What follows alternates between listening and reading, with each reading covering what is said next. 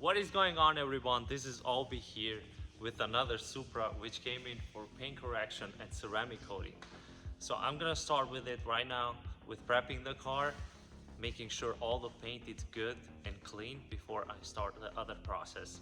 So for the paint correction, I'm gonna be using a soft foam pad from Rupes because this is a single stage paint and I have to be super careful with it. Then we're gonna move in last process, which is a ceramic coating that we're gonna be using a Modesta BCO5. I'm super excited to start working on this car and see the whole result of it. Let me guys know if you have any questions, just leave the comment below. And yeah, let's get started.